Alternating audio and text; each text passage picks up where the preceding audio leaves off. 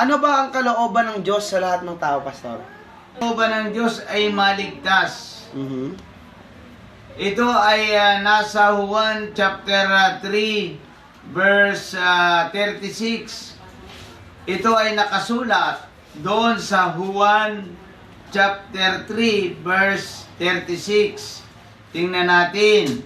Juan 3:36. Basa po. Yan. Juan chapter 3 verse 36. Ang sumasampalataya sa anak ay may buhay na walang hanggan, ngunit ang hindi sumusunod sa anak ay hindi magkakaroon ng buhay.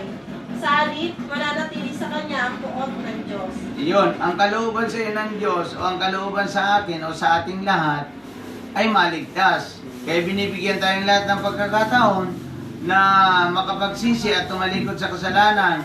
At sabi ng ating Panginoong Jesucristo, ang sumasampalataya sa anak ay may buhay.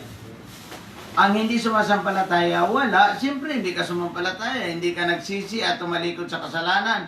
Hindi mo tinanggap si Jesus bilang Panginoon mo at tagapagligtas. Talagang wala kang buhay.